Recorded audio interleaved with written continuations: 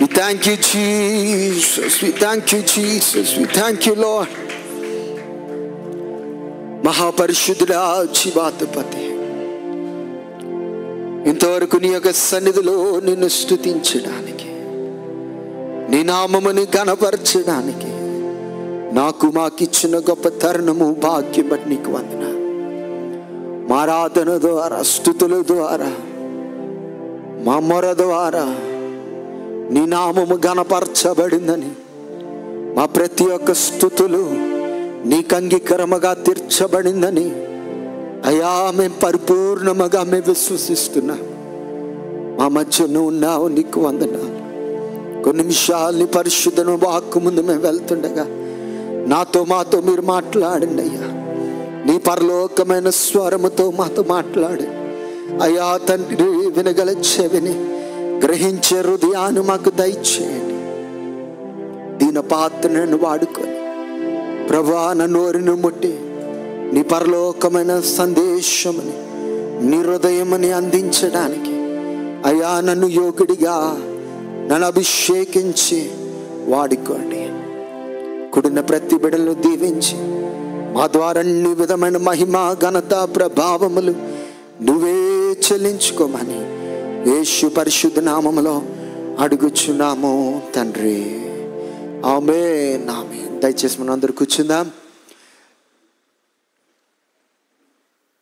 సంతోషం కలిగిన వారు రెండు చేతులు మనం పైకెత్తి దేవుని నామముని మనం ఘనపరచుదాం. హల్లెలూయా, హల్లెలూయా. దేవుడి యొక్క నామముకి మహిమ, ఘనత కలుగునుగాక. ఇంతవరకు ఆయన యొక్క సన్నిధిలో ఆయన స్తుతించడానికి, ఆయన నామముని ఘనపరచడానికి సర్వశక్తి గల దేవుడు మనకి కృపని దేవుడు అనుగ్రహించి ఉన్నాడు. కొన్ని ప్రాముఖ్యమైన ప్రకటనలు ఉన్నాయి, కానీ జాగ్రత్తగా దాన్ని గ్రహించాలని ప్రభు పేరట కోరుచున్నాం.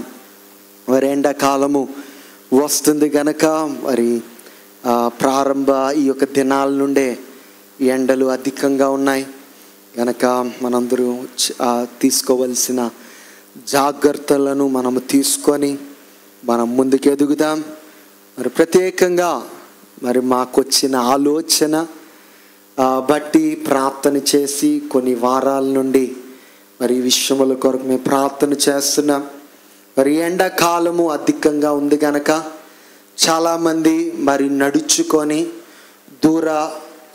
కొంచెం దూర ప్రాంతము నుండి వచ్చుచున్న వారు మరి తిరిగి ఎండలో నడుచుకొని వెళ్ళాలి గనక మరి ఒక ఆలోచనతో మేము ముందుకు వచ్చాం. మరి ఆదివారము ఈ యొక్క ఎండాకాలం మాత్రమే మరి ఈ యొక్క ఆరాధన తర్వాత మరి ప్రతి వారికి మరి భోజనాన్ని సిద్ధపరచాలి అనుకుంటున్నాం కనుక జాగ్రత్తగా గమనించండి. భోజనాలంటే చికెన్ బిర్యానీలు కాదు, కేవలము వైట్ రైస్, సాంబార్. మీకు శక్తి ఉన్నట్లయితే ఇంట్లో పచ్చడి ఏదైనా తీసుకొని వస్తే ఎండాకాలం మాత్రమే, దాన్ని బట్టి కొంచెం భుజించి మరి శక్తి పొంది మరి ఇంటికి వెళ్ళడానికి అది వీలవుతుందని మేము ఆలోచించాం, మరి ప్రార్థన చేశాం. దాన్ని బట్టి మరి వచ్చే వారము నుండి మరి ఈ యొక్క కార్యములు ప్రారంభింపబడతాయి గనుక దీనికి చేయాలంటే మనమే చేయాలి గనక 10 గంటలకి ఈ కార్యక్రమములు ఆరాధన ప్రారంభించబడక మునిపే ఈ కార్యక్రమములన్నీ అయిపోవాలి గనక మనము ఎవరైతే ఈ కేవలం వైట్ రైస్, సాంబారు గనక పెద్ద పని ఉండదు, త్వరగా అయిపోతుంది గనక వచ్చి చెయ్యాలని ఆశించిన వారు పాస్టమ్మ గారికి కానీ నాకు కానీ మీరు చెప్పండి. దాన్ని బట్టి మీరు ఎవరికైతే ఆశ ఉందో, ఎంతమంది పేర్లు ఇచ్చారో దాని ప్రకారముగా వారము ఆ యొక్క గుంపులు మేము తయారు చేసి వారికి బాధ్యతలు, వంట చేయడానికి బాధ్యతలు మేము అప్పచెప్తాం గనక ఈ విషయములను గుర్తు చేసుకోండి. గనక ఆశ కలిగిన వారు ముందుకు రండి. తద్వారా మరి ఎండాకాలం మనం ప్రారంభిద్దాం. దాని తర్వాత మన దేవుడు ఆలయం ఇచ్చిన తర్వాత మరి ప్రతి వారము కూడా మనం ఇటువంటి కార్యములు చేయడానికి మనం ముందుకు వెళ్దాం. గనక వర్షం పడినట్లయితే మనకు అవ్వదు, గనక ఎండాకాలం ఒక్కటే చాలా బలహీనంగా ఉంటుంది. గనక అదే సమయంలో జాగ్రత్త గమనించండి. ఆరాధన తర్వాత మనకి వెంటనే భోజనాలు ఉంటాయి. ఆహారం తినిన తర్వాత యూత్ సెల్ ఉంటుంది. జాగ్రత్త గమనించండి. వెంటనే ఆహారం తినిన తర్వాత యవనస్తులకి కూడిక ఉంటుంది. ఒక అరగంట 45 నిమిషాలు యవన కూడిక తర్వాత ఇంకా మీరు ఇంటికి వెళ్ళిపోవచ్చు. ఈ విషయములను జాగ్రత్తగా గ్రహించాలని ప్రభు పేరట కోరుచున్నాం.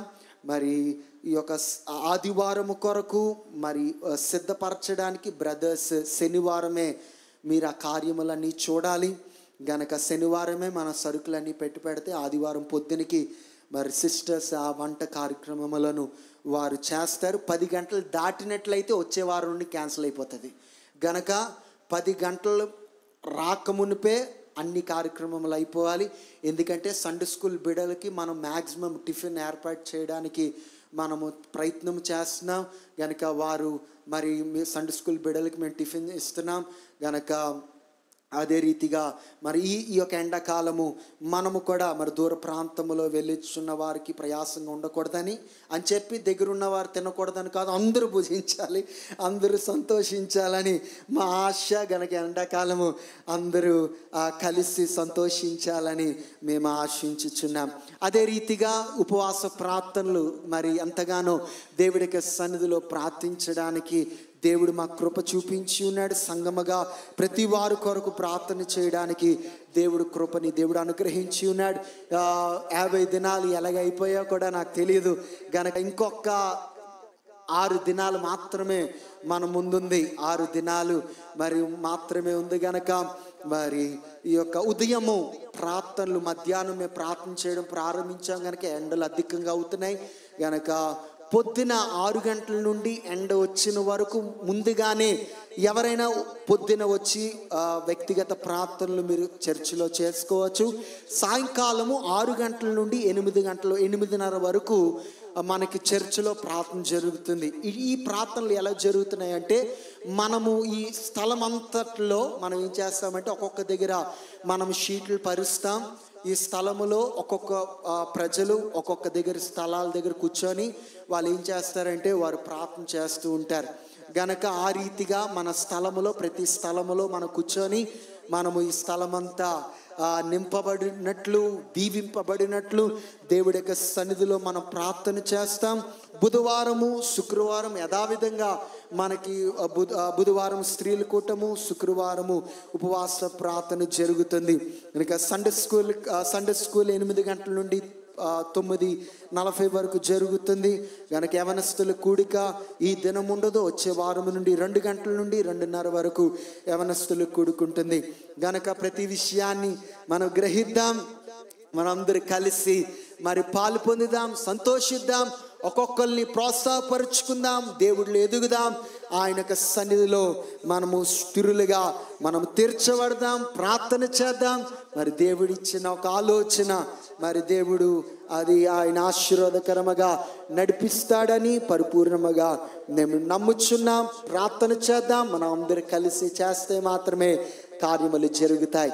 గనక చెప్పబడిన ప్రతి విషయములను మనము దాన్ని జ్ఞాపము చేసుకొని దేవుడి యొక్క సన్నిధిలో మనం ఎదిగిన వారై మనము తీర్చబడదాం.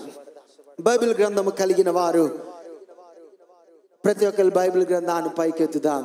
దేవా, నీ వాక్యము పరిశుద్ధమైనది, జీవము గలది. నీ వాక్యము ద్వారా నాతో మాట్లాడు, నన్ను దర్శించు, నాతో ముచ్చరించు, నన్ను బలపరిచి శక్తిపరిచి తిరిగి పంపించండి. ఆమేన్. అల్ప ధ్యానము నిమిత్తము రోమిలికి రాసిన పత్రిక 5వ అధ్యాయము 1 నుండి 5 వచనాలు మనము చదువుతాం. రోమిలికి రాసిన పత్రిక 5వ అధ్యాయము 1 నుండి 5 వచనాలు మనము చదువుచున్న మాటలను అది జాగ్రత్తగా మనము గ్రహించిన వారై మనము తీర్చబడదాం. కాబట్టి విశ్వాస మూలమున మనము నీతిమంతులముగా తీర్చబడి మన ప్రభువైన యేసుక్రీస్తు ద్వారా దేవునితో సమాధానము కలిగి ఉందము. మరియు ఆయన ద్వారా మనము విశ్వాసము వలన ఈ కృపయందు ప్రవేశము గలవారమై అందులో నిలచియుండి దేవుని మహిమను గూర్చిన నిరీక్షణను బట్టి అతిశయపడుచున్నాము. అంతేకాదు శ్రమ ఓర్పును, ఓర్పు పరీక్షను, పరీక్ష నిరీక్షణను కలుగ చేయునని ఎరిగి శ్రమలయందును అతిశయపడుదుము. ఎందుకనగా ఈ నిరీక్షణ మనలను సిగ్గుపరచదు, మనకు అనుగ్రహింపబడిన పరిశుద్ధాత్మ ద్వారా దేవుని ప్రేమ మన హృదయములలో కుమ్మరింపబడి ఉన్నది. చదవబడిన యొక్క వాక్యము మన యొక్క జీవితాలకి పరిశుద్ధాత్మ దేవుడు దీవెనకరముగా ఆశీర్వాదకరముగా ఆయన చేసి నడిపించును గాక. ఆమేన్. విశ్వాసములో మనము స్థిరులుగా తీర్చబడాలని పరిశుద్ధాత్మ దేవుడు ఆశించుచుండగా, విశ్వాసము లేకుండా దేవుని నువ్వు ప్రీతిపరచలేవు. విశ్వాసము లేకుండా ఈ భయంకరమైన లోకములో, ఈ భయంకరమైన ఈ పాపముతో నింపబడిన ఈ లోకములో మనము నిలబడలేమనే ఒక సత్యాన్ని మన జీవితంలో గుర్తెరిగిన వారై మనం ఉండాలి. అనేకమైన క్రైస్తవులు వారు అలల చేత కొట్టబడి, తుఫానుల చేత, గాలుల చేత కొట్టబడి వాళ్ళ విశ్వాసమని వాళ్ళు కోల్పోవడం కారణం ఏంటంటే, వాళ్ళకి స్థిరమైన ఒక విశ్వాసము లేక. అంటే ఒక ఓడ సముద్రములో నిలబడాలంటే తను తాను నిలబడదు, కానీ లంగరు వేస్తే మాత్రమే ఆ ఓడ ఏం చేస్తుందంటే ఆ సముద్రం యొక్క పరిస్థితుల్లో ఆ సముద్రములో నిలబడుతుంది. అదే రీతిగా ఒక స్లాబ్, ఒక గృహము నిలబడాలంటే ఒక పిల్లర్ వేయబడాలి. ఆ పిల్లరు స్టీల్ వేయాలి, కంకర వేయాలి, కాంక్రీట్ వేయాలి. చేయవలసిన కార్యములన్నీ దానికి వేస్తే మాత్రము, చేస్తే మాత్రమే అది బలముగా నిలబడుతుంది. ఏ రీతిగా ఈ యొక్క లోకములో మన పరిస్థితులను మనము ఎదుర్కోవాలో, ఈ పరిస్థితుల్లో ఎలాగ నిలబడాలో, అటువంటి ఒక ఆలోచన కలిగిన వారే ఉన్నామా లేదా అని ఒక ప్రశ్న మనం వేయాలి. ఈ లోక పరిస్థితుల కొరకు నువ్వు ఆలోచిస్తున్నావా? ఈ లోకంలో జరుగుతున్న కార్యముల వైపు నీ దృష్టి నువ్వు పెట్టి ఉన్నావా? విశ్వాసమైన లంగరను నువ్వు వేసి ఉన్నావా? నువ్వు నిలకడగా నువ్వు నిలబడగలుగుతున్నావా? అటు ఇటు వెళ్ళిపోతున్నావా?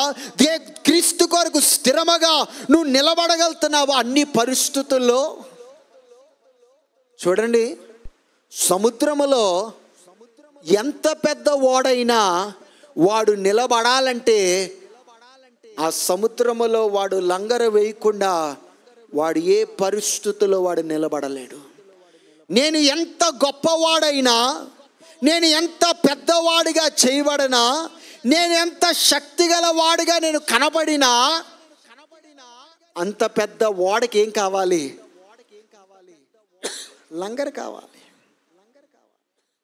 ఈ లోకములో నువ్వు ఎంత పెద్దవాడైనా, నువ్వు ఎంత పెద్ద ఉద్యోగము చేసినా, నీకెంత పేరున్నా, నీకెంత అంతస్తులున్నా, నువ్వు ఎంత గొప్ప పేరు కలిగిన వాడై ఉన్నా, విశ్వాసము లేనట్లయితే నీ ఆత్మీయ జీవితంలో నువ్వు ఎన్నడూ నిలబడలేవని ఒక సత్యాన్ని నువ్వు గ్రహించాలి. దేవుడు ఆశించుచున్నది బలమైన ఒక పరిశుద్ధుల కొరకు దేవుడు చూస్తున్నాడు.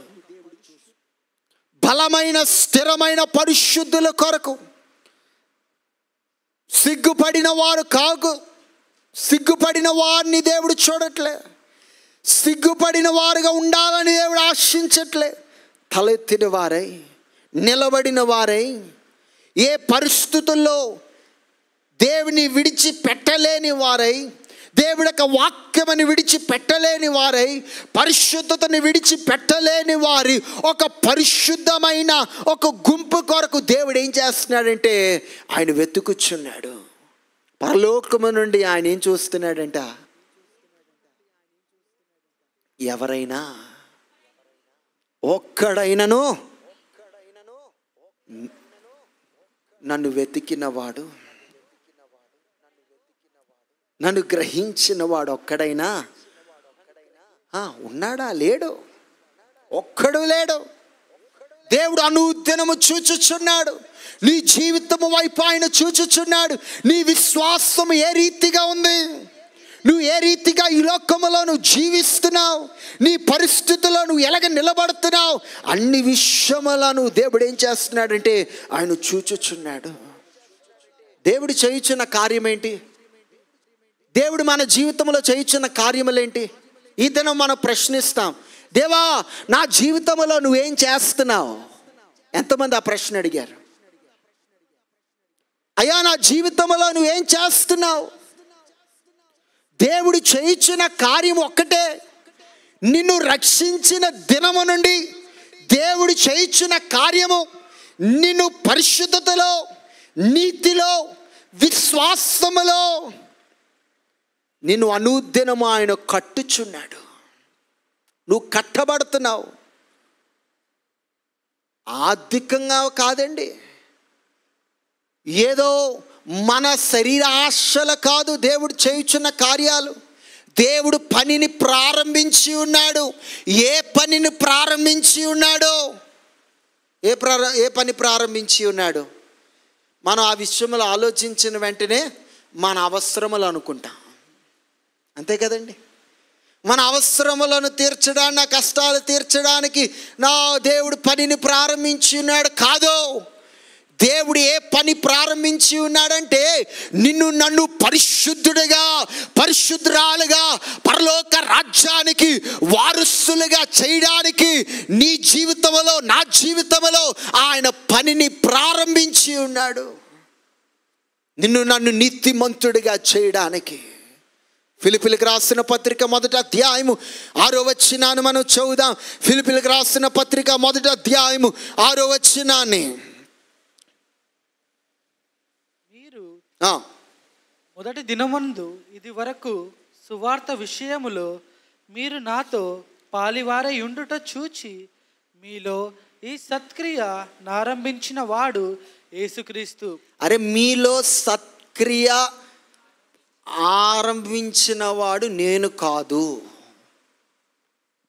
కార్యములను ప్రారంభించింది సంఘము కాదు. కార్యములను మీ జీవితంలో కార్యములను నిన్ను పిలిచింది, నీకు సువార్త చెప్పింది, నిన్ను సువార్తలోకి నడిపించింది, నిన్ను రక్షించుచున్నది మనుష్యుడు కాదు. నీ జీవితంలో పనిని ప్రారంభించింది, నీ జీవితంలో సత్క్రియలను ప్రారంభించింది మనుష్యుడు కాదు. ఆయన బాధ్యత తీసుకున్నాడు. ఎంతమంది సంతోషిస్తున్నారు? దేవుడు నీ జీవితం ఎడలా, నీ కుటుంబం ఎడలా బాధ్యత తీసుకున్నాను అని సంతోషించుచున్న వారు ఒక్కసారి 2 చేతులు పైకెత్తి దేవుడిని స్తుతించగలుగుతారా? హల్లెలూయా. దేవుడు ఆయన యొక్క బాధ్యతని ఆయన తీసుకున్నాడు.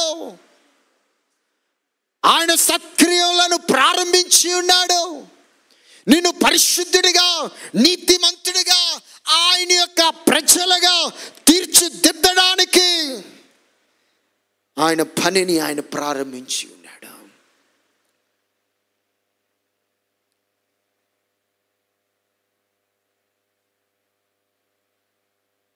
ఇక్కడ మనము చదివిన ప్రకారముగా రోమిలకు రాసిన పత్రిక 5వ అధ్యాయం 1వ వచనములో అపోస్తలుడైన పౌలు చెప్తున్నారు, సంగమా నువ్వు రక్షింపబడినప్పుడు నీకు సమాధానమును దేవుడిచ్చాడు. సమాధానముతో పాటు నీకు ఏముందంటే కొన్ని శ్రమలను కూడా ఉంది. కొన్ని శ్రమలు ఉన్నాయి. నువ్వు రక్షింపబడ్డావంటే కేవలము సమాధానం అంటే చాలామంది అనుకుంటారండి ఇంకా కన్నీరు లేదు, ఇంకా సమస్యలు లేదు, ఇంకే విధమైన హృదయ భారము లేదు, నిరాశ లేదు. ఇవన్నీ జరగాలంటే నువ్వు పరలోక రాజ్యములో నువ్వు చేరబడినప్పుడు ఇవి ఉండవు. పరలోకములో కన్నీరు ఉండదు, ఆలోచన ఉండదు, పరలోకములో ఆకలి లేదు, దప్పిక లేదు. కానీ మనం ఈ లోకములో జీవించినప్పుడు మనం ఏమంటామంటే, నేను యేసుప్రభు వారు నమ్ముకున్నాను కదా, యేసుప్రభు వారు సమాధానం ఇచ్చారు కదా, సమాధానం ఇచ్చినట్లయితే నాకెందుకు కన్నీరు, సమాధానం ఇచ్చినట్లయితే నాకెందుకు భారము, నాకెందుకు సమస్యలు, నాకెందుకు ఈ యొక్క హృదయ భారము, నాకెందుకు నిరాశ అని అనేక సార్లు మనం ప్రశ్నిస్తూ ఉన్నాం. కానీ అపోస్తలుడైన పౌలు సంఘముతో మాట్లాడినప్పుడు అపోస్తలుడైన పౌలు అంటున్నారు, దేవుడు నిన్ను రక్షించినప్పుడు నీకు సమాధానముతో పాటు కొన్ని శ్రమలు కూడా దేవుడు పెట్టాడు. ఈ శ్రమలు నిన్ను నశింప చేయడానికి కాదు, కానీ నిన్ను ఏం చేయాలంటే to make you more precious, ఇంకా విలువైన ఒక వ్యక్తిగా చేయాలని దేవుడు ఆశించుచున్నాడు. సంగమా, ఈ దినము నీకు బలమైన విశ్వాసము లేనట్లయితే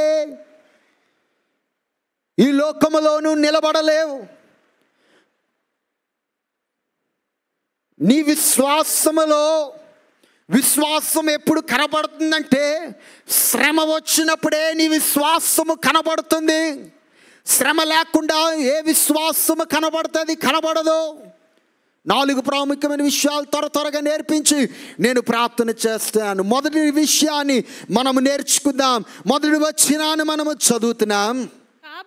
కాబట్టి విశ్వాసము మూలముగా మనము నీతిమంతులుగా తీర్చబడి మన ప్రభువైన యేసుక్రీస్తు ద్వారా, సంగమా, విశ్వాసము మూలముగా మనము నీతిమంతులుగా తీర్చబడి, మనము నీతిమంతులుగా ఎందుకు తీర్చబడ్డాం? జాగ్రత్తగా గ్రహించాలి. వాక్యాన్ని అందరూ ఇక్కడ ఉన్నారు కదా. విశ్వాసము మూలముగా మనం ఏం చేయబడ్డాం? నీతిమంతులుగా తీర్చబడ్డాం. ఇప్పుడు నేను నీతిమంతుడిగా తీర్చబడ్డాను గనక దేవుడి ఎదుట నేనేం పొందానంటే సమాధానమును పొందాను. మనము ఉగ్రతకి, దేవుడి యొక్క కోపానికి పాత్రులై ఉన్నాం. కానీ విశ్వాసం 2వ వచనాన్ని మనం చదివినట్లయితే, మరియు ఆయన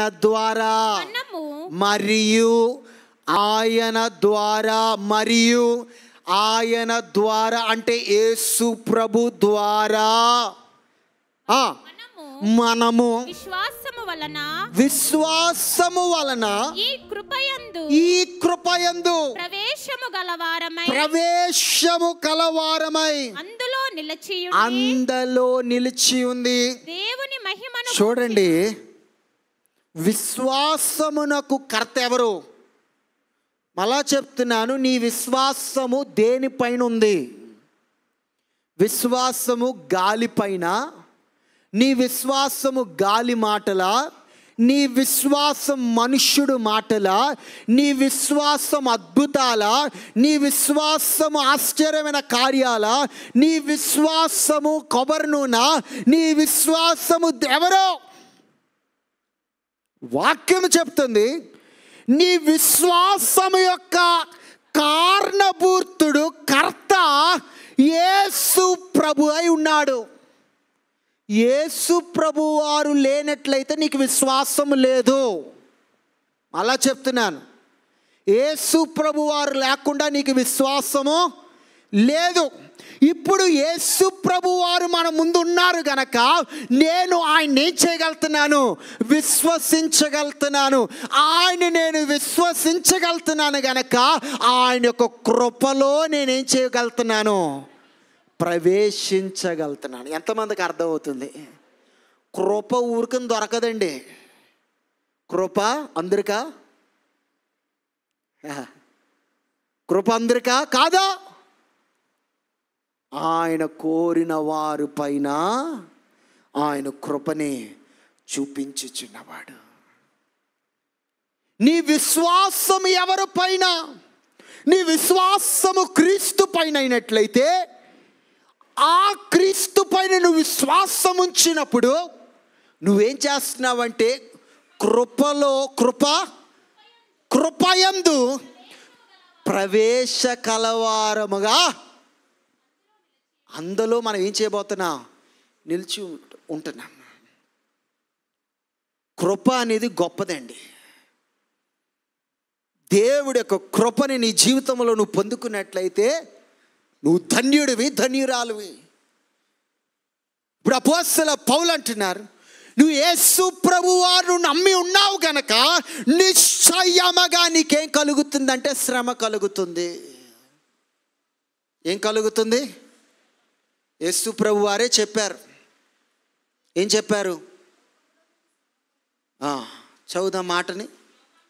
యోహాను సువార్త 16వ అధ్యాయము 33వ వచనం. యోహాను సువార్త 16వ అధ్యాయం 33వ వచనం.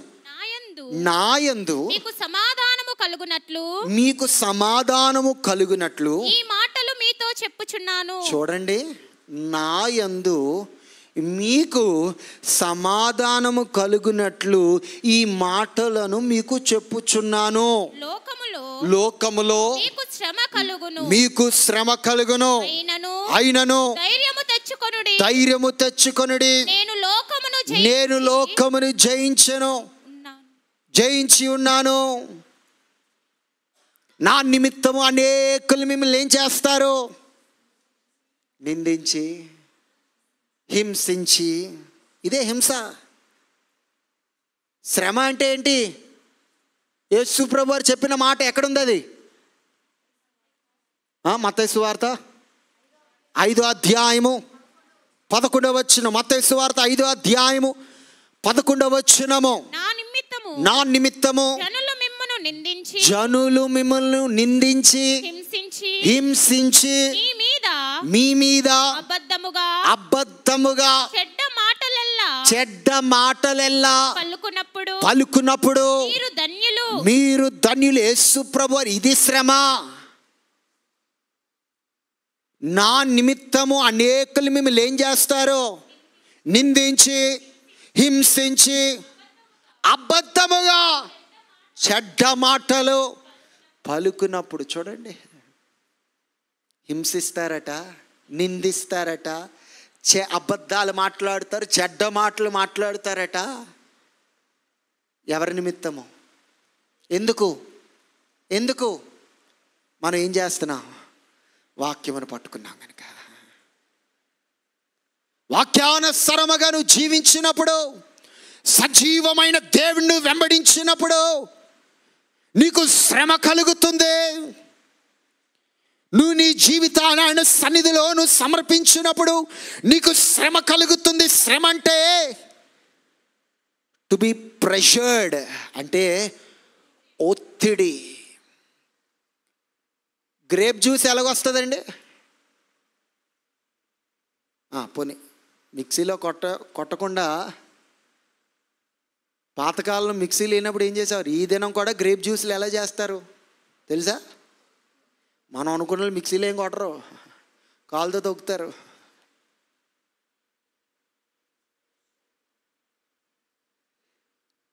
ఇది ఎంత అందముగా కనపడినా, ఇది బయట ఎంత మంచి ఒక ప్రకాశనకరముగా కనపడినా, దాని అస్సలైన రుచి, దాని అస్సలైన విలువ ఎక్కడుంది? లోపలుంది. రే గ్రేపు, నువ్వు ఎంత బాగున్నావురా అంటే సరిపోదు. నిన్ను రుచి చూస్తే మాత్రమే నువ్వు ఎవరో నాకు తెలుస్తుంది. నువ్వు ఎవరో నాకు తెలియాలంటే నువ్వు నలగా కొట్టబడాలి.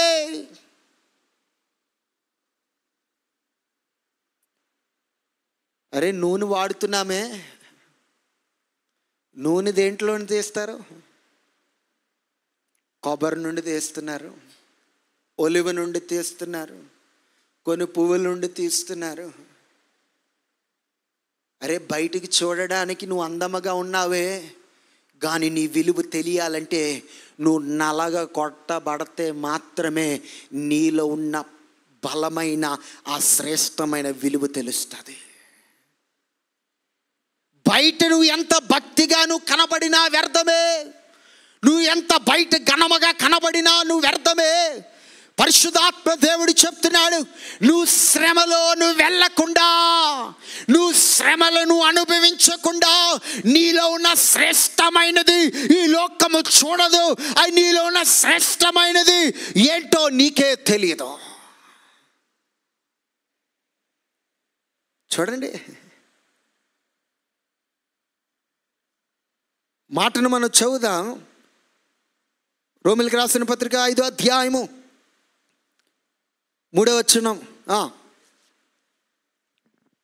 అంతేకాదు శ్రమ ఓర్పును, ఓర్పు పరీక్షను. శ్రమ అంతేగా 2వ వచనం నుండి చదువుతాం.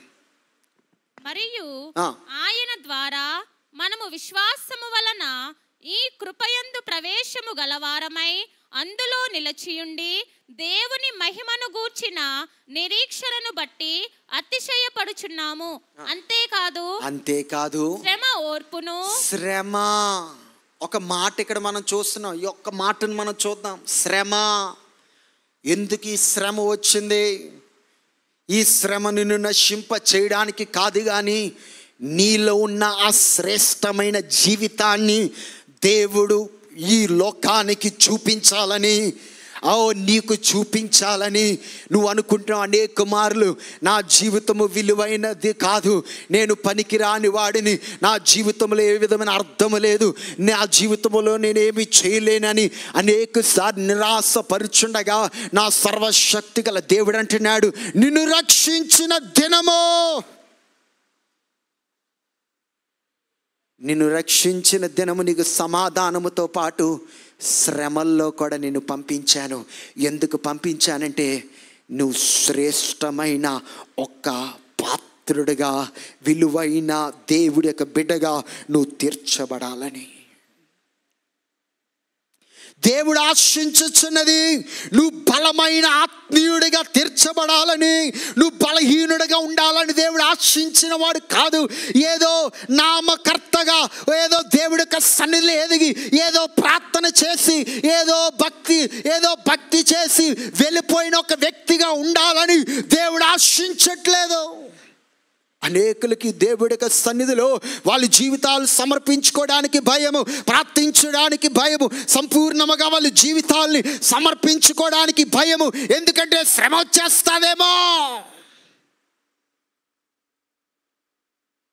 నువ్వు దేవుని వెంబడించినప్పుడు నీకు శ్రమ వచ్చినట్లయితే నీ జీవితంలో జరుగుతున్న ప్రతి కార్యముల పైన నా సర్వశక్తి గల దేవుడికి అధికారం ఉందని, ఆయన చూచుచున్న దేవుడని నువ్వు ఎన్నడూ మర్చిపోకూడదు. నిన్ను రక్షించిన వాడు, నీకు సమాధానం ఇచ్చిన వాడు, శ్రమల్లో నడిపించుచున్నవాడు నిన్నెన్నడూ విడవడు, ఎడబాయుడని సత్యాన్ని నువ్వు గ్రహించాలి. బలహీనమైన ఆత్మీయులు దేవుడికి అవసరం లేదు. నువ్వు బలపరచబడాలి. నీ జీవితము దేవుడికి అది ఎంతో శ్రేష్టముగా తీర్చబడాలి. నీ జీవితము దేవుడికి ప్రీతికరముగా తీర్చబడాలి. మనుష్యుడిని నమ్ముకొని మోసం అయిపోవద్దు. మనుష్యుడు ఇంతలో కనబడి అంతలో మాయమైపోతాడు. ఈ దినము మాట చెప్పి ఒక క్షణములో మాటని మార్చిన వాడు మానవుడు, కానీ పిలిచిన వాడు, నమ్మదగిన వాడు, ఎన్నడూ మాట ఇచ్చిన వాడు మాట తప్పినవాడు కాదు. ఆయన ఆశించుచున్నది నువ్వు బలవంతుడిగా తీర్చబడాలి. బలవంతుడిగా. ఎప్పుడు ఒక వ్యక్తి బలవంతుడు అని ఎప్పుడు చెప్తారండి చెప్పండి? కండలు ఉంటే బలవంతుడా? బలవంతుడని ఎప్పుడు చెప్తాం? వాడున్న పరిస్థితుల్లో వాడికి శ్రమలు, కష్టములు, బాధలు, ఇబ్బందులు, నష్టములు, వాడు తట్టుకోలేనంత పరిస్థితులు వాడి జీవితంలో వచ్చినప్పుడు నిలబడిన వాడే బలవంతుడు. దేవుడు ఆశించుచున్నది నువ్వు బలవంతుడిగా ఉండాలని. ఎందుకే దేవుడు నిన్నేం చేస్తున్నాడంటే నలగా కొడుతున్నాడు. ఏం చేస్తున్నాడు? నలగ కొడుతున్నాడు.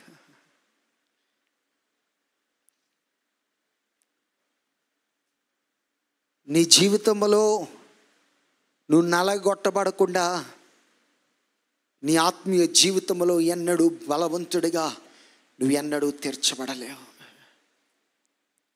శ్రమలు సాతాను దగ్గర నుండి వస్తుంది, శ్రమలు దేవుడి దగ్గర నుండి వస్తుంది.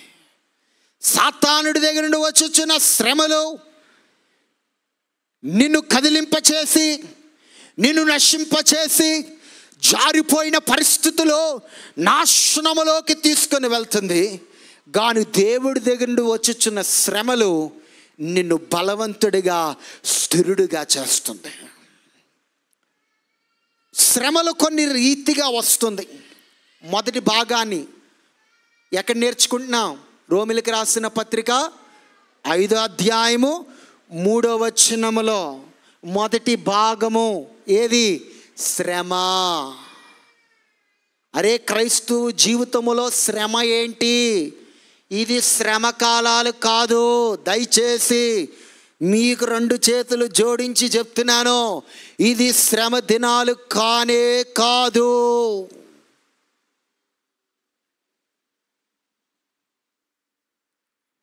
ఏటని శ్రమ పొందుతున్నారు చాలామంది? ఇది లెంట్ డేస్. ఏంటి విధానాలేంటి? ప్రతి దినము దేవుడి నీ కొరకు శ్రమ పొందుతాడా? యేసు ప్రభు వారు సిలువలో చెప్పిన మాట ఏంటి? ఇది సమాప్తము ఆయను. ఇది సమాప్తము ఆయను.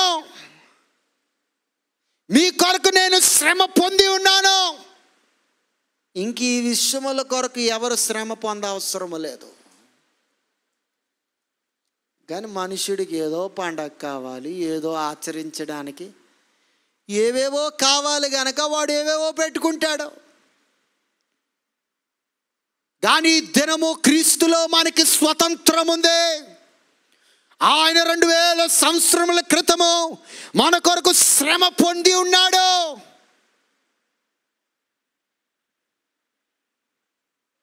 ఆయన శ్రమ పొంది ఉన్నాడు గనక ఇప్పుడు నువ్వు కూర్చొని నువ్వు నా కొరకు శ్రమ పొందావని ఈ దినాల్లో ఏడవసరం లేదు. మనం ఎప్పుడు ఏడాలి? ప్రతి దినము నువ్వు మోకాల్లో ఉన్నప్పుడు, నువ్వు ప్రార్థన చేసినప్పుడు నీ కంటి నుండి నీరు రావాలి. ఎందుకంటే అయ్యా, నేను ప్రతి క్షణము నువ్వు నా కొరకు పొందిన శ్రమని నేను జ్ఞాపకం చేసుకుంటున్నాను. నువ్వు శ్రమ పొంది ఉన్నావు గనక ఈ దినము నాకు స్వాతంత్రం వచ్చిందయ్యా. సమయాన్ని వ్యర్థపరుచుకోవద్దు. దినాలు కాలములు నువ్వు పాటించొద్దు. నువ్వు ఆచారములు చేయొద్దు. మతస్థుడిగా నువ్వు బ్రతకొద్దు. క్రైస్తవుడిగా నువ్వు బ్రతుకో. నువ్వు మతస్థుడిగా బ్రతిన కాలమంతయో ఈ లోకము కొరకు, ఈ లోకమైన కార్యములు నువ్వు అనుసరిస్తావు. క్రైస్తుడిగా బ్రతికిన దినము నుండి నువ్వు వాక్యానుసరముగా క్రీస్తు కొరకు నువ్వు బ్రతికిన వాడుగా నువ్వు తీర్చబడతావు. శ్రమ, సాతాను పెట్టిన శ్రమ, దేవుడి చూచిన శ్రమ, సాతానుడు పెట్టుచున్న శ్రమ నిన్ను నశింప చేయడానికి, కానీ దేవుడు పెట్టుచున్న శ్రమ నిన్ను బలవంతుడిగా, యోగ్యుడిగా చేయడానికి. ఈ లోకంలో కలుగుతున్న శ్రమలు మనం చూచినట్లయితే, ఈ లోకంలో కలుగుతున్న శ్రమ,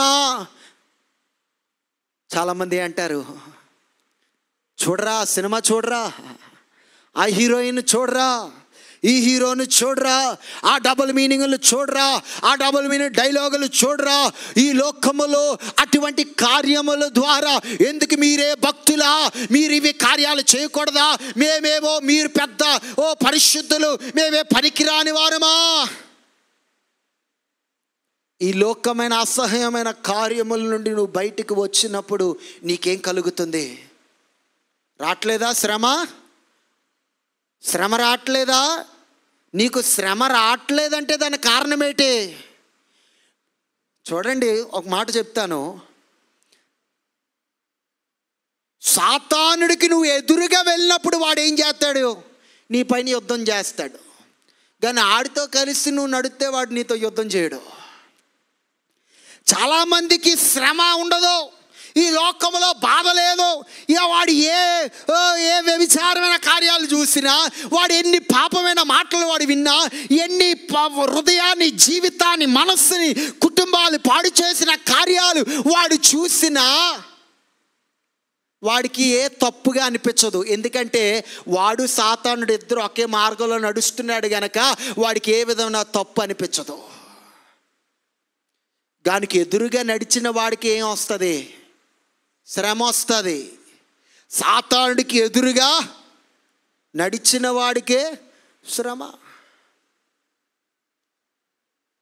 నేను ఎవరి హీరోలకి విరోధం కాదు, హీరోయిలకి విరోధం కాదు. నేను ఎవరికి నేను ఎవరు కొరకు నేను మాట్లాడిన వాడు కాదు. ఒక దినం ఉంది, ఆ దినం దేవుడే తీర్పు తీరుస్తాడని నోరుసుకుని ఉంటాను. కానీ అరే, నా జీవితం నాకు ప్రాముఖ్యం. ఏది మంచిదో, ఈ దినాల్లో చాలామంది ఇంటర్వ్యూలు చూసినప్పుడు వాళ్ళు అంటారు, నీకు ఇష్టమైతే చూడయ్యా, ఇష్టం అయిపోతే చూడొద్దు.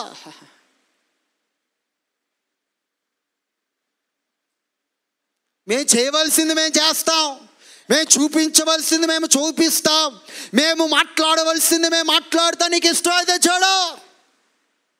అమ్మా, నువ్వు ఇష్టముగా ఒకటి చూస్తున్నావే, అది నీ మనస్సుని ఎంత పాడు చేస్తుంది, నీ ఆలోచనలు పాడు చేస్తుంది, నీ కుటుంబ జీవితాన్ని పాడు చేస్తుంది. ఒక్కరిని ప్రేమించకుండా 10 మంది వైపు నువ్వు చూస్తున్నావే, నీ తల్లిదండ్రులను ప్రేమించకుండా, బాధ్యతను నెరవేర్చకుండా, వాడెవరితో తిరిగాడని, అది ఎవరితో తిరిగాడని నువ్వు వాటి కొరకు పరిగెడతావే. నీ ఆలోచనలు, నీ మనస్సు, నీ తలంపులు, నీ మాటలు, నీ డ్రెస్సింగ్ స్టైల్, నీ నడత స్టైల్. మంచిగా నడిచిన యవనస్తులు ఒక కాలం వచ్చినప్పుడు నడత మారిపోతుంది, వస్త్ర విధానం మారిపోతుంది. దానికి కారణం ఏంటి? ఇదే. దీనికి విరోధముగా నువ్వు పోరాడలేనట్లయితే నీకు శ్రమ ఉండదు. అలా చెప్తున్నాను. దీనికి విరోధముగా నువ్వు పోరాడినట్లయితే, నీకు విరోధంగా పోరాడలేనట్లయితే నీకు శ్రమ ఉండదు. కానీ పోరాడితే మాత్రమే ఏం కలుగుతుంది? ఎంతమందికి అర్థమవుతుంది చెప్పింది? నువ్వు సాతానుడి పైన విరోధముగా వాడికి ఎదురుగా వెళ్ళి నువ్వు పోరాడినంత వరకు వాడు నిన్ను శోధించడు, వాడు నీ పైన శ్రమలు తీసుకొని రాడు. కానీ వాడి పైన తిరుగుబాటు చేసినప్పుడే నరక శక్తులన్నీ తీసుకొని వచ్చి నీ పైన పోరాడడానికి వాడి ప్రయత్నాలు చేస్తాడు. వ్యాపారంలో అన్యాయము, ఉద్యోగములో, అలా చెప్తున్నానండి, ఉద్యోగాలు చేసిన వారు, వ్యాపారాలు చేసిన వారు, పనులు చేసిన వారు, మీరు మీ పనిని యథార్థముగా చేయలే. మీ బాస్ మంచోడు కాదేమో, ఓకే, మీ యజమానుడు మంచోడు కాదేమో, నిన్ను మంచిగా చూడట్లేదేమో, కానీ నీ బాధ్యత యథార్థముగా పని చేయుట నీ బాధ్యత. అన్యాయముగా నువ్వు పని చేస్తున్నట్లయితే, అన్యాయముగా నువ్వు ప్రవర్తించినట్లయితే నువ్వు సాతానుడి యొక్క మార్గములో నడుస్తున్నావు, నీకే శ్రమ రాదు. కానీ నువ్వు యథార్థముగా నువ్వు జీవించినప్పుడు, యథార్థముగా పని చేసినప్పుడు, నీతిగా యథార్థముగా నువ్వు పని చేసినప్పుడు దేవుడు ప్రతిఫలం ఇస్తాడు. రెండోది, సాతానుడు ఏం చేస్తాడంటే నీ పైన పోరాడడం ప్రారంభిస్తాడు. లోకములో స్నేహము, రే మాతో ఫ్రెండ్షిప్ చేయవా, మాతో కూర్చొని తాగవా, మాతో కూర్చొని మాట్లాడవా, మాతో కూర్చొని మేము చేసిన పనులు చేయవా, మేము వచ్చిన స్థలములో రావా, మేము డ్యాన్సులు వేసినట్లు డ్యాన్సులు వేయవా. ఒక వ్యక్తి నాకు అడిగిన ప్రశ్న, ఊర్లకి వెళ్ళినప్పుడు వాళ్ళతో పాటు డ్యాన్సులు అయిపోతే వాళ్ళు అనుకుంటారు, వాళ్ళతో పాటు డ్యాన్సులు వేస్తే ఏం తప్పు, ఏదో నువ్వు వెలగేస్తావు డ్యాన్స్లో, వాళ్ళతో పాటు నువ్వు ఎలా కలిసిపోతావు? నువ్వు కలిసిపోయినట్లయితే నీకు శ్రమ లేదు. కానీ నువ్వు విరోధముగా నువ్వు ఎదురుగా వెళ్ళినప్పుడే నీకేమొస్తుంది? శ్రమ వస్తుంది. నేను చెప్పింది కరెక్టా తప్పా చెప్పండి. చాలామంది ఈ విషయాలు భయపడి ఏం చేస్తారంటే ఏదో ఏదో చేసేద్దాంలేండి, ఎందుకండి మాకు ఈ తలనొప్పి, ఏదో ఒక గంట ఏదో ఒక రోజు మళ్ళీ దేవుడి సన్నిధికి వెళ్ళి ప్రార్థన చేసుకుని క్షమాపణ అడిగేస్తాను. ఎంతకాలం? ఈ లోకంలో అన్ని విషయాలు రాజకీయం ఎంతమంది డబ్బులు తీసుకుని ఓట్లు వేసిన వాళ్ళు ఎంతమంది ఉన్నారు? నేను చేతులు ఎత్తమని చెప్పను. ఎంత అన్యాయం! ఎందుకే మన రోడ్లు లేవండి తెలుసా? విజయనగర్ రోడ్లు లేపడం కారణం అదే కారణం. మనం బాగుపడలే కారణం ఆ డబ్బులు ఇస్తాడు, 5 సంవత్సరాలు తింటాడు, సగం సుఖంగా ఉంటాడు. ఇచ్చిన 500, 1000 రూపాయలతో మనం 5 సంవత్సరాలు బ్రతకాలి. చూడండి ఎంత అన్యాయం. అరే తీసుకోవా, ఫ్రీగా వస్తుంది కదా, అరే ఫ్రీగా వచ్చినా నాకెందుకు? అది మీ మనస్సాక్షికి నేను వదిలేస్తున్నాను, నేను దానికి ఎక్కువ వివరించను. ఒకటి లోకము నుండి సమస్యలు, శ్రమలు. రెండోది శరీరము నుండి, నీ శరీరము నుండి శ్రమ. మొదటిది ఎక్కడి నుండి వస్తుందండి? లోకము నుండి. రెండోది శరీరము నుండి. మనము నూతన పరచబడి క్రీస్తు రక్తములో మనం కడగబడి పరిశుద్ధాత్మ దేవుడు మనకు నూతన స్వభావము, నూతన జీవితం ఇచ్చి ఉన్నాడు అని చెప్పి మన పాత జీవితం ఎక్కడైనా పోయిందా? ఏంటంటే ఎక్కడైనా పోయిందా? పక్కనే ఉంది. కానీ మనం ఏం చేస్తున్నాం? నూతన జీవితాన్ని దాన్ని ధరించుకొని దాని ప్రకారంగా జీవించాలని తీర్మానం తీసుకున్నాం అంతే. నువ్వు పాత జీవితం పోలే, పక్కనే ఉంది, అది ఎప్పుడైనా తీసేసుకోవచ్చు. అదే శరీరము. నీ పాత జీవితమే శరీరము. నీ పాత జీవితము చెప్తుంది శరీర సుఖాల కొరకు, శరీర అవసరముల కొరకు, శరీర కోరికల కొరకు నీ శరీరమే నీ శత్రువు అయి ఉన్నాడు. పాత జీవితం ఎప్పుడు మనతో మాట్లాడదా? పాత జీవితం మాట్లాడదండి మీతో. రే అప్పుడురా ఏం బతికాంరా, ఎక్కడ తిరిగాంరా, ఏం చేసాంరా, ఇప్పుడు చూడు ఎప్పుడు చూడు ప్రార్థనలు, అదొద్దంటారు ఇదొద్దంటారు. శరీరము ఎప్పుడు మనల్ని ఏం చేస్తుందట? శోధిస్తూ శ్రమల్లోకి నడిపిస్తూనే ఉంది. గల్తీలకు రాసిన పత్రిక 5వ అధ్యాయం 17వ వచనము త్వరగా చదువుతాం. గల్తీలకు రాసిన పత్రిక 5వ అధ్యాయం 17వ వచనం. శరీరము ఆత్మకును, శరీరము ఆత్మనకు, ఆత్మ శరీరమునకును, ఆత్మ శరీరమునకు విరోధముగా అపేక్షించును. ఇవి ఒకదానికొకటి. ఇది నూతన జీవితం. ఏంటి? మన పరిశుద్ధ ఆత్మ చేత మనము క్రీస్తు యేసు ప్రభువాని సొంత రక్షకుడిగా మనం అంగీకరించినప్పుడు, పరిశుద్ధ ఆత్మ చేత దేవుడు మనల్ని నింపినప్పుడు నూతన జీవితాన్ని, స్వభావాన్ని దేవుడు మనకి ఇచ్చి ఉన్నాడు. అపోస్తలులు అంటున్నారు ఈ శరీరము ఈ ఆత్మ ఎప్పుడు ఇద్దరు కొట్టించుకుంటారట. అవదా? అనుభవం లేదా? అటువంటి అనుభవం లేదంటే నువ్వు సాతానుతో నడుస్తున్నావు అంతే. నువ్వు దేవుడితో నడవట్లే, సాతాను మార్గంలో వాడిని సంతోష పెట్టుకొని నడుస్తున్నావు కనుక నీ జీవితంలో ఏ శ్రమ లేదు.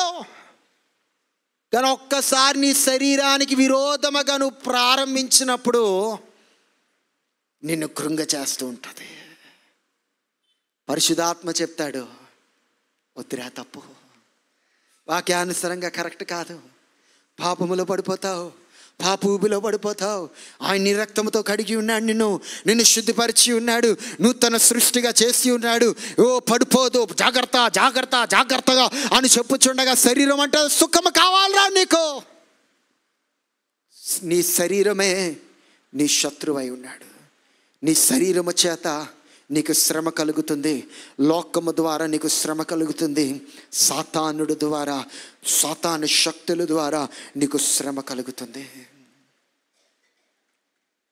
సాతానుడు ఎల్లప్పుడూ వాడు మార్గములో ఉన్న వారిని ఎన్నడూ వాడు, మళ్ళా చెప్తున్నాను, భక్తిహీనులు, దైవ భక్తి లేని వారు, క్రీస్తులో లేని వారు అనవసరం. వాడికి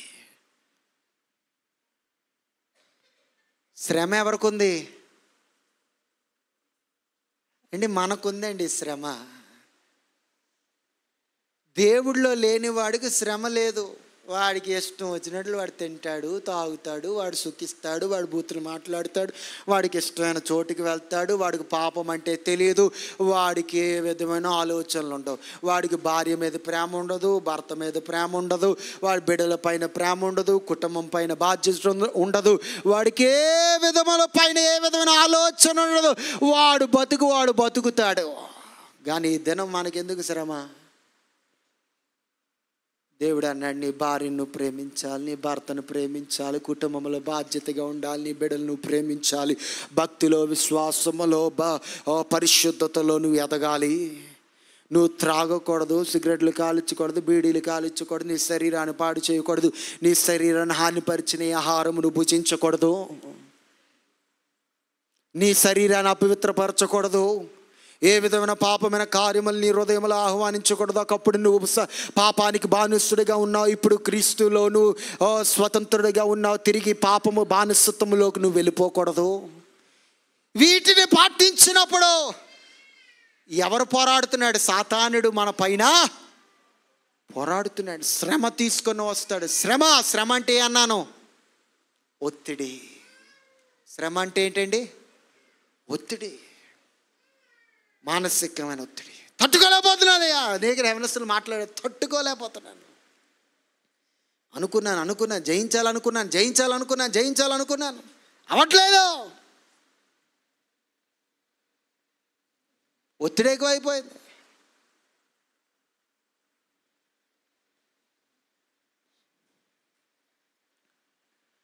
దేవుడి దగ్గర నుండి వచ్చి శ్రమ మొదటిది, లోకము నుండి వచ్చి శ్రమ, శరీరము నుండి. అందరు చెప్పాలి. మొదటిది, రెండోది, మూడోది సాతాను దగ్గర నుండి వచ్చుచున్నది, నాలుగోది దేవుడి దగ్గర నుండి వచ్చుచున్నది.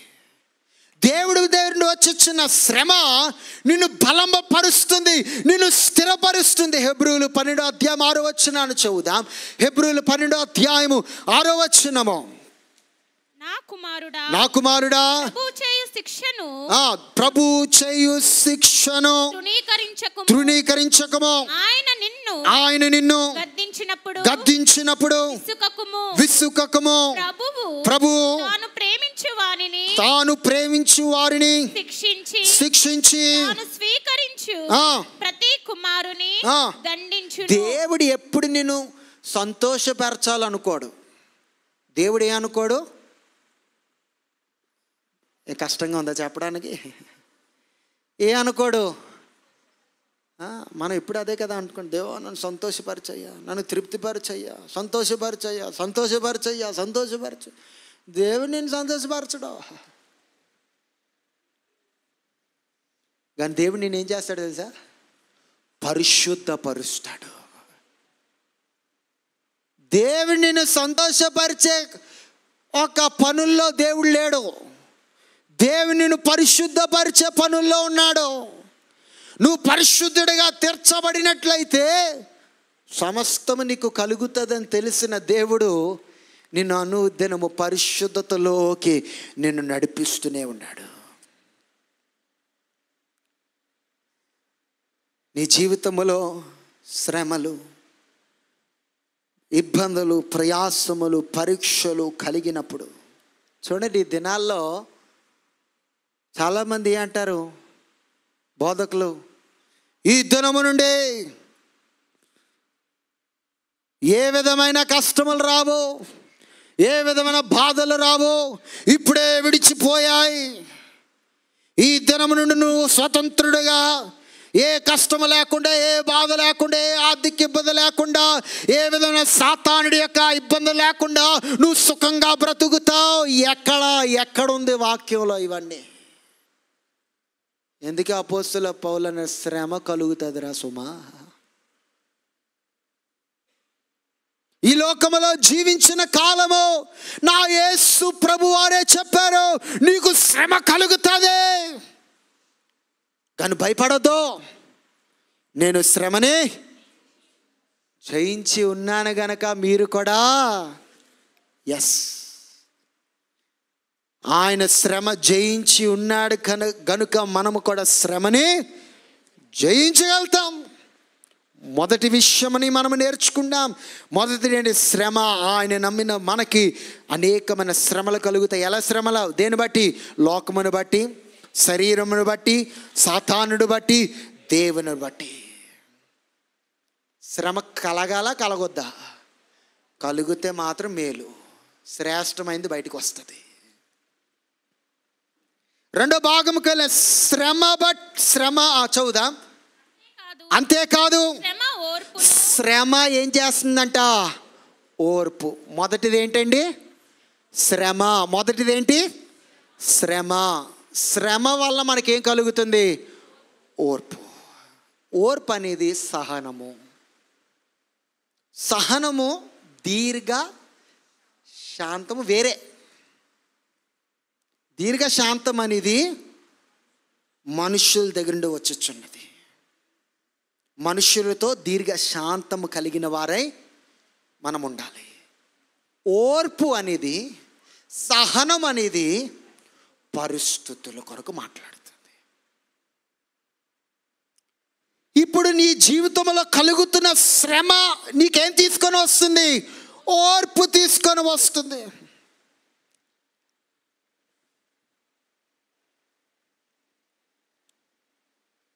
ఇప్పుడు చూడండి,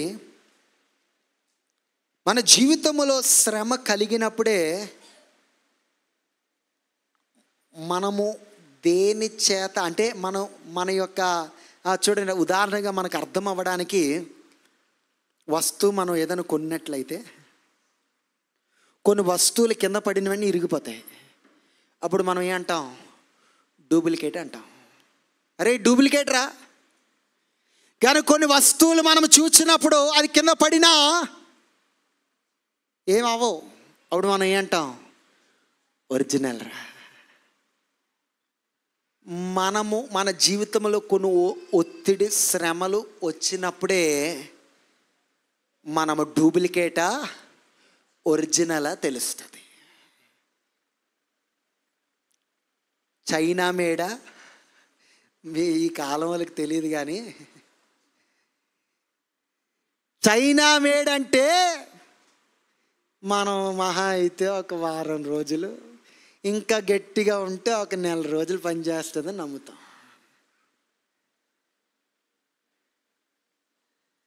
చూడండి, మన జీవితంలో కొన్ని ఒత్తిడులు వచ్చినప్పుడే మనము పరిశుద్ధాత్మ చేత జన్మించబడి ఉన్నామా, లేకపోతే ఈ లోకానుసరముగా జీవించుచున్న వారై ఉన్నామా తెలుస్తుంది.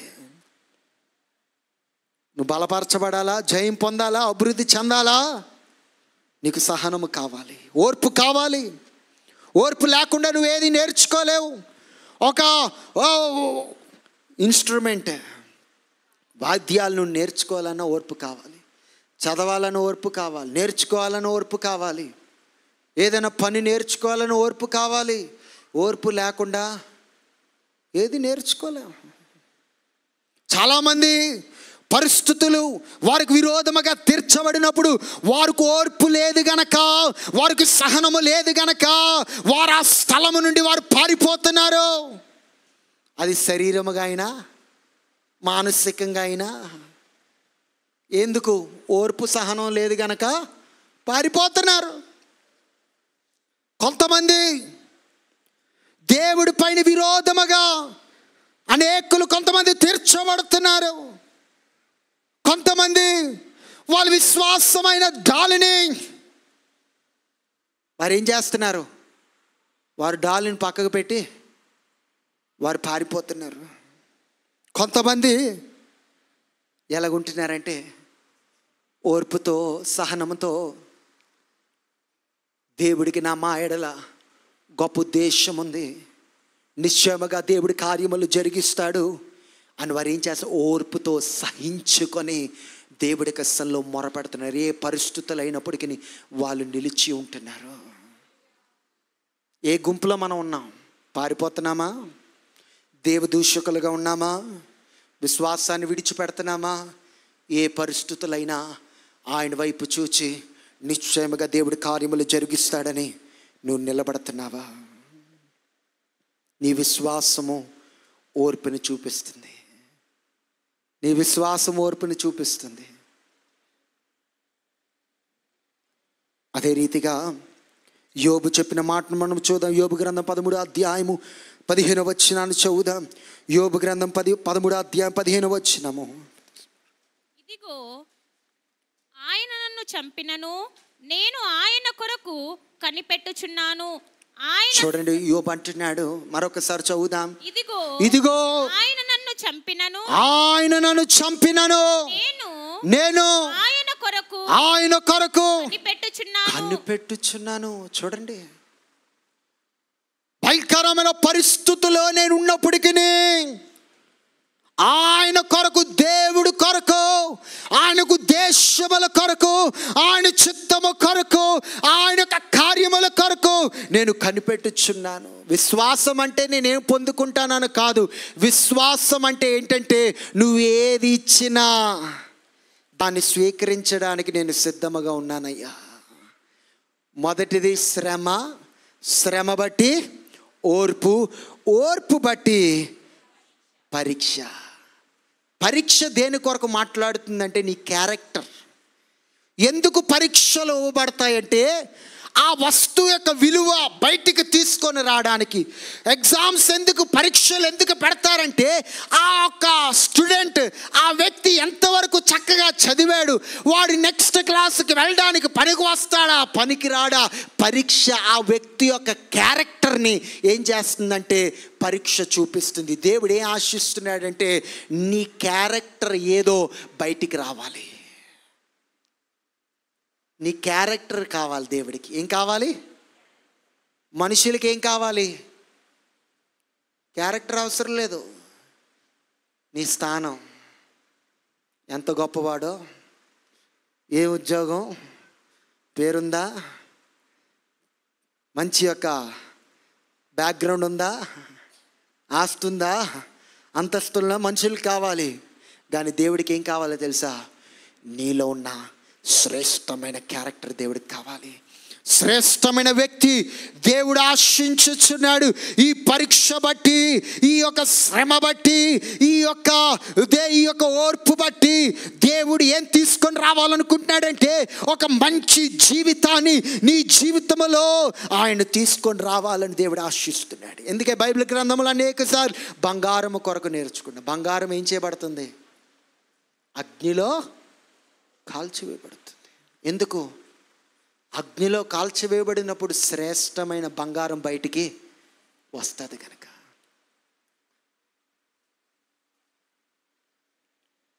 సమయం అయిపోతుంది కనుక ముగించేస్తున్నాను.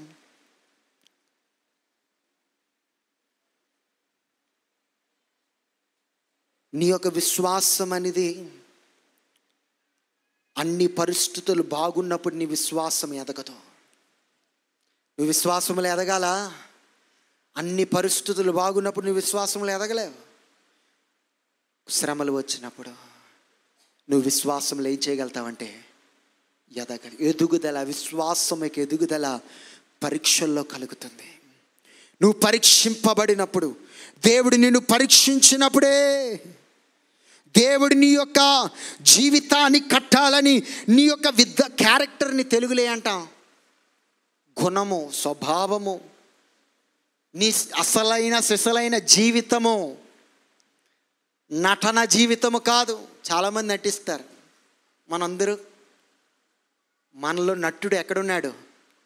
మనందరం అంటే నాలో నటులు లోపల ఉన్నాడు.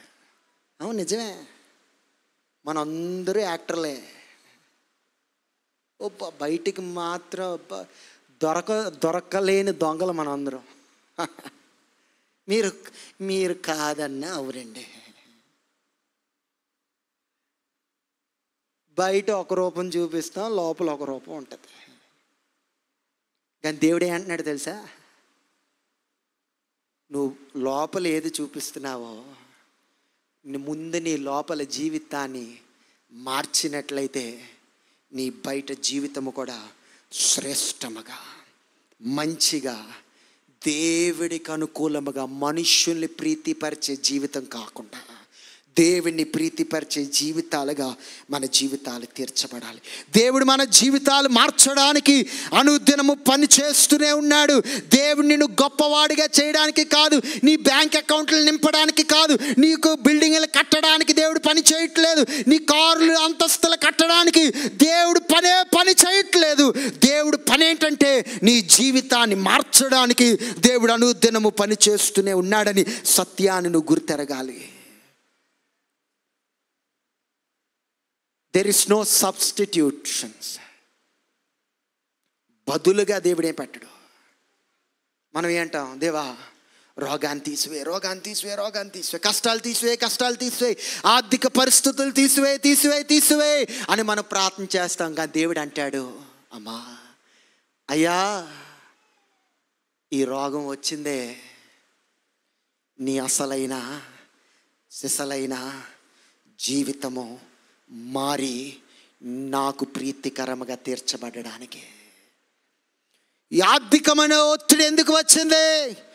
ఆర్థికంగా నువ్వు మంచిగా ఉంటే రా పోరా అంటావు, గర్విస్తావు. నీ చూపు మారింది, నీ నడత మారింది, నీ నోటి మాట మారింది, నీ విధానం మారింది, అన్నీ మారిపోతాయి. కానీ ఒక్కొక్కసారి మనకు వస్తుంది కదండి, రాదా? ఒక్కొక్కసారి ఎలాగైపోతాం? ఆర్థికమైన ఒత్తిడి వచ్చినప్పుడు మాత్రం ఒక్కసారి దేవుడు మనల్ని బంధిస్తాడు. బంధించినప్పుడు మనుషులని అప్పుడు తెలుస్తుంది మనకి. దేవుడు ఇవన్నీ ఎందుకు చేస్తున్నాడు? నీ పైన కోపం లేదు సుమా, నీ పైన ఏ విధంగా ద్వేషము లేదు. నువ్వు పాడైపోకూడదని, నువ్వు నశించిపోకూడదని, నీ జీవితంలో ఏ కాలమైనా, ఏ సమయమైనా, ఏ పరిస్థితుల్లో అయినా నీ జీవితము దేవుడికి అనుకూలమైన జీవితముగా ఉండాలని దేవుడు ఆశించుచున్నాడు. ముగించేస్తున్నాను. శ్రమ, ఓర్పు, ఓర్పు పరీక్ష, పరీక్ష నిరీక్షణను. నిరీక్షణ అంటే ఏమో జరుగుతుందిలే కాదు, జరిగినప్పుడు చూద్దాములే అని కాదు నిరీక్షణ. నిరీక్షణ అంటే జరుగుతుంది, జరగబోతుంది. నిరీక్షణ అంటే ఏంటి?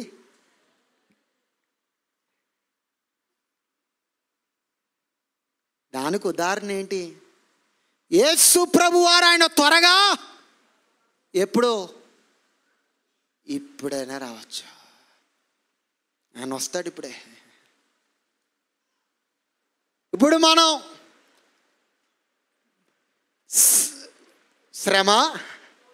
శ్రమలో మనం ముందుకు వెళ్ళినప్పుడు ఓర్పు వస్తుంది. ఓర్పు ఎందుకు? మనం దీవింపబడాలంటే, మనం అభివృద్ధి చెందాలంటే ఓర్పు కావాలి. ఇప్పుడు ఓర్పు ఏం చేస్తుంది? పరీక్షను అంటే మన విలువైన మన జీవితాన్ని ఇంకా దేవుడు విలువగా దేవుడు చేయాలనుకుంటున్నాడు, పరీక్షిస్తున్నాడు. ఈ పరీక్ష ఏం ఎక్కడికి వెళ్తుంది? నిరీక్షణ. క్రీస్తులు ఎదిగిన వారు, నేను ప్రార్థన చేస్తాను జరుగుతుందేమో, నేను ప్రార్థన చేస్తాను దేవుడు కనుకరిస్తూ చేస్తాడేమో, నేను ప్రార్థన చేసిన అదృష్టం ఉంటే అవుతుందేమో కాదు. నేను ప్రార్థన చేశాను, ఏ క్షణములైనా జరిగిపోవచ్చు. ఆమె ఏ క్షణములో అయినా అది జరిగిపోవచ్చు. అది నిరీక్షణ. దేవుడి యొక్క సన్నిధిలో ఎదుగుచున్న మనము అటువంటి ఒక ఆలోచనతో, విశ్వాసముతో మనం ముందుకు ఎదిగిన వారై మనందరూ లేచి నిలబడదాం. దేవుడి యొక్క సన్నిధిలో మనము లేచి నిలబడదాం. దేవుడి యొక్క సన్నిధిలో మన జీవితాలు మనం దేవుడి యొక్క సన్నిధిలో మనం సమర్పించుకుందాం. దేవుడి యొక్క సన్నిధిలో అడుగుదాం, ప్రభువా నాకు బలమైన విశ్వాసమును దయచేయి. ఈ విశ్వాసం ఎదగాలంటే నీకు శ్రమ కలగాలి. ఈ శ్రమలో నీకు ఓర్పుని దేవుడు ఇస్తున్నాడు. ఈ ఓర్పులో దేవుడు నిన్ను పరీక్షించుచున్నాడు. ఈ పరీక్షలో దేవుడు నీకు నిరీక్షణని దేవుడు నీకు ఇచ్చుచున్నాడు. నీ విశ్వాసములో నువ్వు ఎదగాలి. నీకు విశ్వాసం ఉంటే మాత్రమే ఈ భయంకరమైన పాపమైన లోకములో నువ్వు నిలబడగలవు. ఈ విశ్వాసం లేనట్లయితే విశ్వాసం యొక్క కర్త యేసు ప్రభువారు. నువ్వు విశ్వసించింది గాలిని కాదు, నువ్వు విశ్వసించింది మనుష్యుడి యొక్క మాటలు కాదు, నువ్వు విశ్వసించింది ఈ లోకమైన పరిస్థితులు, అద్భుతాలు, ఆశ్చర్యమైన కార్యములు కాదు. నీకు విశ్వాసం యొక్క కర్త యేసు ప్రభువారు. యేసు ప్రభు పైన నువ్వు విశ్వాసం ఉంచినట్లయితే నువ్వు ఆయన కృపను నువ్వు పొందుతావు. ఆయన కృపను నువ్వు పొందినట్లయితే ఆయన దయని నీ జీవితంలో నువ్వు పొందుతావు. ఆయన దయని నువ్వు పొందినట్లయితే నువ్వు జయవీరుడిగా నువ్వు తీర్చబడతావు. ఈ యొక్క భయంకరమైన లోకములో ఏ పరిస్థితుల్లో అయినప్పటికీ దేవుడి యొక్క సన్నిధిలో చెప్పు, ప్రభువా నీ కొరకు నేను జీవిస్తానయ్యా, నీ కొరకు నేను జీవిస్తానయ్యా, నీలో నేను ఎదుగుతానయ్యా, నీ కొరకు ప్రభువా నేను జీవిస్తానని దేవుడి యొక్క సన్నిధిలో మనం మొరపెడదాం. గ్లోరీ నీకు వందనాలు, గ్లోరీ నీకు వందనాలు, వందనాలు వందనాలు వందనాలు వందనాలు. ఓ రాజా నీకు స్తోత్రములు, నీకు స్తోత్రం, నీకు స్తోత్రం, నీకు స్తోత్రం, నీకు స్తోత్రం. పరిశుద్ధాత్మ దేవా నీకు వందనాలు, జీవాధిపతే నీకు వందనాలు, అద్భుతకరుడా నీకు వందనాలు, ఆలోచనకర్త నీకు స్తోత్రములు. గ్లోరీ నీకు వందనాలు, గ్లోరీ.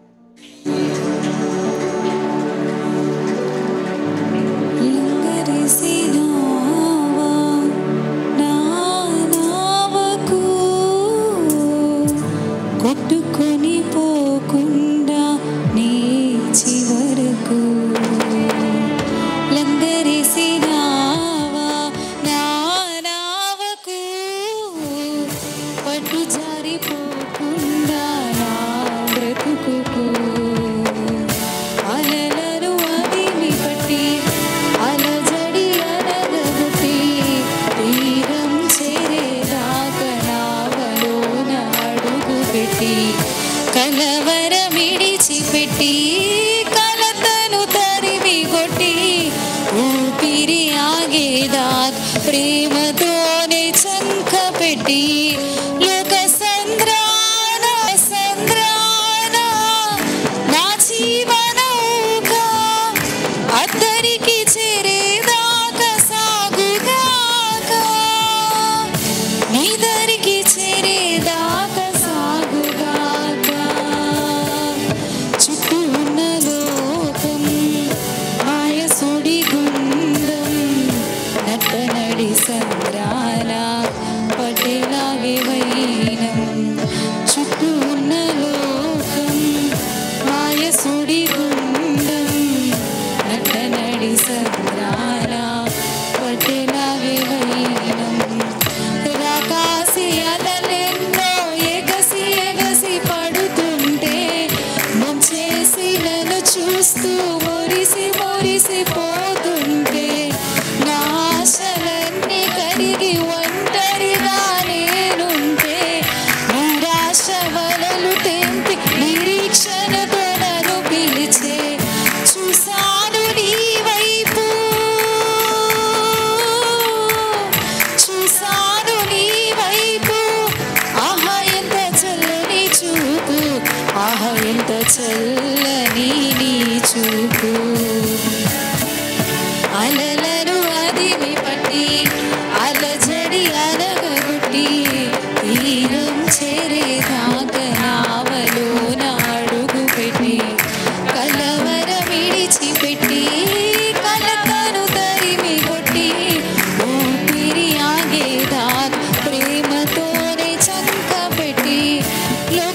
సంద్రాన నా జీవనౌక అద్దరికి చేరేదాకా సాగుగాక.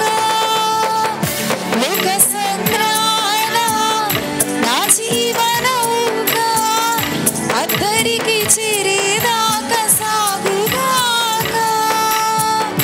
నీ దరికి చేరేదాకా సాగుగాక. సందేహాల గాలి తుఫాను సాగనిక ఆగుతుంటే సత్యవాక్య జాడలేక ఓడబద్దలవుతుంటే. సందేహాల గాలి తుఫాను సాగనిక ఆగుతుంటే సత్యవాక్య జాడలేక ఓడబద్దలవుతుంటే. శోధన కెరటాలే ఎగసి ఎగసి పడుతుంటే వేదన శుడులెన్నో తరిమి తరిమి కొడుతుంటే. ఏ దారి కానరాక దిక్కులేక నేనుంటే నీ దారి నేనంటూ నా వెంటే నడిచి చూసాను నీ వైపు. చూసాను నీ వైపు. ఆహా ఎంత చల్లని చూపు. ఆహా ఎంత చల్లని నీ చూపు. అలలను అదిమి పెట్టి అలజడి అనగొట్టి తీరం చేరేదాకా నావలోన అడుగు పెట్టి కలవర విడిచిపెట్టి కలతను తరిమి కొట్టి తిరి ఆగేదా ప్రేమతోనే చక్క పెట్టి. ఒక సంద్రాన నా జీవనౌక అద్దరికి చేరేదాకా సాగుగాక. ఒక సంద్రాన నా జీవనౌక అద్దరికి చేరేదాకా సాగుగాక. నీ దరికి చేరేదాకా సాగుగాక. నీ దరికి చేరేదాకా సాగుగాక. లంగరేసినావా నా నావకు కొట్టుకొని పోకుండానే చివరకు. లంగరేసినావా నా నావకు పట్టు జారిపోకుండా నా బ్రతుకుకు. అలలను అదిమి పట్టి అలజడి అనగొట్టి తీరం చేరేదాకా నావలోన అడుగు పెట్టి కలవర విడిచిపెట్టి కలతరు తరిమి కొట్టి ఊపిరి ఆగేదాకా ప్రేమతోనే లోక సంద్రాన నా జీవనౌక అద్దరికి చేరేదాకా సాగుగాక. లోక సంద్రాన నా జీవనౌక అద్దరికి చేరేదాకా సాగుగాక. నీ దరికి చేరేదాగుగాక. నీ దరికి చేరేదాకా సాగుగాక. మహాపరిశుద్ధుడా, జీవాధిపతి, దయగల తండ్రి, ఇంతవరకు నీ యొక్క సన్నిధిలో నిన్ను స్తుతించడానికి, నీ నామమును గణపరచడానికి నాకు మాకిచ్చిన గొప్ప తరుణం భాగ్యం బట్టి నీకు వందనాలు. ఇక్కడ కూడిన ప్రతి బిడ్డలను దీవించండి, నువ్వు ఆశీర్వదించండి. ప్రతి వారిని నూతనపరిచి బలపరిచి శక్తిపరిచి కావలసిన బలమని శక్తిని ఆరోగ్యమని ఆత్మ నింపుదల నడిపింపు ప్రతి వారికి దయచు. ప్రతి కుటుంబాలు దీవించండి. ఉద్యోగాలు, చేతి పనులు, వ్యాపారాలు దీవించండి. బిడ్డలు వాళ్ళ చదువుల్లో ఎగ్జామ్స్ రాస్తున్న బిడ్డలు, రాయిచున్న బిడ్డలు, ప్రిపేర్ అవుతున్న బిడ్డలందరిపై నీ కృప చూపించండి. రోగులుగా, బలహీనగా, వ్యాధులు, దుఃఖములో, ప్రయాసములు ఉంటున్న ప్రతి బిడ్డలను జ్ఞాపకం చేసుకోండి. ఇదన్నీ సన్నిధిలో అడుగుపెట్టిన ప్రతి పాదములను స్థిరపరిచి ప్రతి జీవితాలను దర్శించి మాట్లాడి ప్రతి ఒక్క అవసరములను తీర్చావు, నీకు స్తోత్రం. ప్రతి ఒక్క జీవితంలో నీ కార్యములు ప్రారంభించావు, నీకు వందనాలు. ఇక్కడ కూడిన ప్రతి బిడ్డలను బలపరచండి, శక్తిపరచండి. అయ్యా, మా సంగమగా మమ్మల్ని దిన అభివృద్ధిలోకి తీసుకోండి. అయ్యా తండ్రి, అమ్మగారిని దీవించి బలపరచండి. మ్యాథి పాస్టర్ గారు బ్లెస్, పాస్టర్ గారిని, బిడ్డలు, కుటుంబాన్ని, వైజాగ్ సంఘాన్ని, వాళ్ళ పరిచయలను దీవించండి. న్యూ లైఫ్ పరిచారకులందరినీ చేతులు అప్పచెప్తున్నా. నన్ను దాసురాలి మేనలైజాన్ని బలపరచు. మమ్మల్ని అందరినీ ప్రభు పేరు పేరుగా మమ్మల్ని బలపరిచి నీ పరిశుద్ధాత్మ నింపుదల మాకు అనుగ్రహించి అయ్యా తండ్రి ప్రభు ఇక్కడ కూడిన ప్రతి బిడ్డలను బలపరచామని కోరుతున్నాను. నీ బిడ్డలు వాళ్ళ కష్టాలు తాను వేరుపరిచి నీ పాదముల దగ్గర సమర్పిస్తుండగా నీ పరలోక వర్షమును కుమరించి నూరంతలుగా నీ బిడ్డలను దీవించి ఆశీర్వదించండి. నీ బిడ్డల యొక్క ప్రతి అవసరములను తీర్చండి. తిరిగి కలుసుకున్న వరకు నీ బలమైన సన్నిధి నుంచి ఈ వారములో జరగబోతున్న ప్రతి ప్రార్థనల పైన అయా నీ యొక్క బలమైన కార్యములను జరిగించి మా ద్వారా అన్ని విధమైన మహిమ ఘనత ప్రభావములు చెల్లించుకోమని యేసు పరిశుద్ధ నామములో అడుగుచున్నాము తండ్రి. ఆమేన్. హల్లెలూయా. దేవుడికి నామముకి మహిమ ఘనత కలుగును గాక. ఈ సమయంలో దేవుడికి అర్పించిన అర్పణలు కృతజ్ఞత కానుకలు దశమ భాగాలు అర్పించి దేవుని నామను గణపరచుదాం. మరి ఇదేనా యవనస్తులు కూడుకుండదు కనుక వచ్చే వారం నుండి 2 గంటల నుండి యవనస్తులు కూడుకుంటుంది చెప్పిన ప్రకారముగా.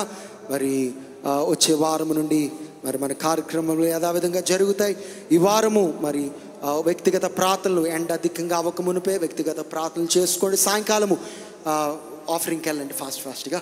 ఓకే, వచ్చే ఈ యొక్క వారం సాయంకాలము 6 గంటల నుండి 8 గంటల వరకు ప్రార్థనలు చర్చిలో జరుగుతాయి. బుధవారం 1 గంటకు స్త్రీల కూటం ఉంటుంది.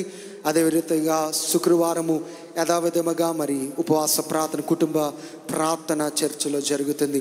కనుక ఈ యొక్క 6 దినాలైనా మరి మీ యొక్క సమయాన్ని వేరుపరుచుకొని మరి ప్రార్థనలు ఎదగాలని కుటుంబముగా ఎదగాలని ప్రభు పేరట కోరుచున్నాం.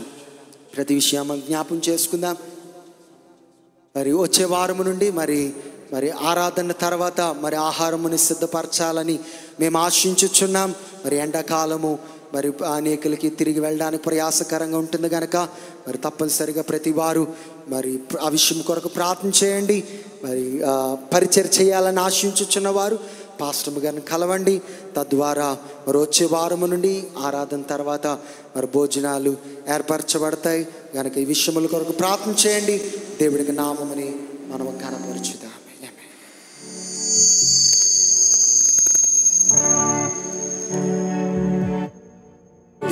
ఆనందమే నా యేసు సన్నిధిలో ఎలుగెత్తి కీర్తించెదను ఆయన నామమును.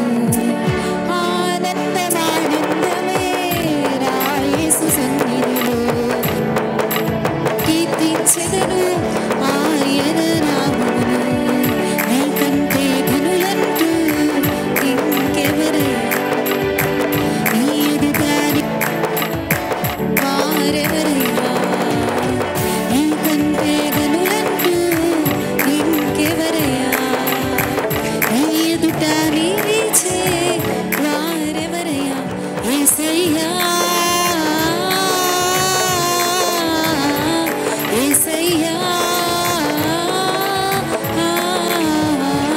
యేసయ్యా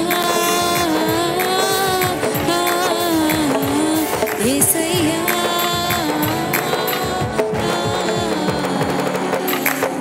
కెరూబుల మధ్యలో నివసించువాడవు నీతి న్యాయములు జరిగించుచున్నావు. కెరూబుల మధ్యలో నివసించువాడవు నీతి న్యాయములు నావు లోకములకు దీచా రానయ్యున్నావు. లోకములకు దీపు దీచా ఉన్నావు. యేసయ్యా యేసయ్యా యేసయ్యా యేసయ్యా